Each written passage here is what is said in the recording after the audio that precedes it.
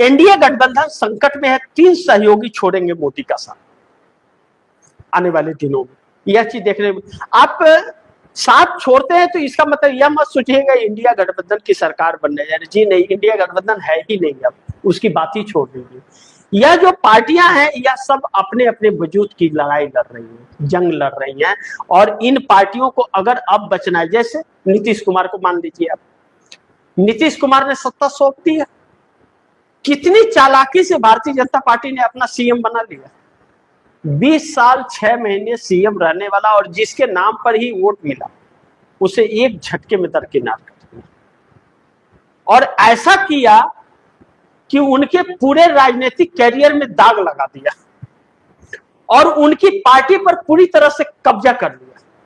अब ललन सिंह, संजय झा, एक ब्राह्मण एक भूमियार, तो इनके ऊपर भी भरोसा नहीं करना चाहिए। यह भी बड़े बेईमान और निकल जाते हैं। पूरा जीवन तो जेडीयू के साथ बिताया, बड़े बड़े अच्छे अच्छे पद। अगर नीतीश कुमार की पार्टी में नहीं होते तो क्या नरेंद्र मोदी के मंत्रिमंडल में कैबिनेट मंत्री होते ललन सिंह?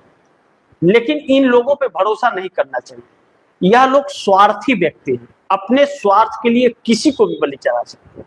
और संजय झा तो क्या नाम है कि पूरी तरह से आरएसएस के संगी है, भाजपा ही है, वह भाजपा से ही प्लांट किए गए हैं या आए हैं।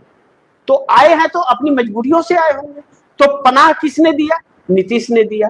राष्ट्रीय कार्यकारी अध्यक्ष किसने बनाया? नीतीश ने बनाया। और कर क्या दिया? भारतीय जनता पार्टी के पास ले जाके फंसा दिया। इंडिया गठबंधन से निकलने के 2 कारण नीतीश कुमार के, एक तो ममता बनर्जी, केजरीवाल, और दूसरा ललन सिंह और संजय झा। ललन सिंह, संजय झा इधर लाना चाहते थे और ममता, केजरीवाल उनको हटाना चाहते थे, क्योंकि उनको संयोजक नहीं बनने दिया जाता। तो नीतीश कुमार अब जब कब्जा हो गया तो पार्टी का अगर बचाव करना है और पार्टी का अस्तित्व को रखना है तो उन्हें एनडीए छोड़ने के अलावा कोई रास्ता नहीं है। और एनडीए छोड़ के ही बिहार में अपने बेटे को राजनीतिक भविष्य दे सकते हैं, क्योंकि उनके ऊपर परिवारवाद का आरोप तो अब लग ही गया, जो अभी तक नहीं था।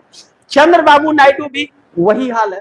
चंद्रबाबू नायडू भी अपने बेटे को बना करके वह भी केंद्र की राजनीति में आना चाहते हैं, तो केंद्र में आना चाहते। दूसरी तरफ एडीएम के 2 भाग में टूट गई, 25 विधायक टूट गए, उसके पार्टी ही खत्म हो गई। तो अब ऐसे में बाकी भी बचे कुछ उनके साथ रहेंगे, ऐसा संभव नहीं लग रहा है। और नरेंद्र मोदी की वजह से एडीएम के टूट गई, और नरेंद्र मोदी की वजह से नीतीश कुमार की जेडीयू खत्म हो गई, उनके ऊपर कब्जा कर लिया। टूटी तो नहीं, लेकिन वह सब नीतीश के बस में नहीं रहे। अब चंद्रबाबू नायडू का भी यही हाल हो जाए, उसके पहले की पीछा छोड़ा लो, इस बात पर विचार कर रहे हैं। तो चंद्रबाबू नायडू भी कहीं ना कहीं वह कांग्रेस के संपर्क में हैं, इस बात से इनकार नहीं किया जा सकता। और 6-7 महीनों से वह नरेंद्र मोदी से अनबन चल रही है।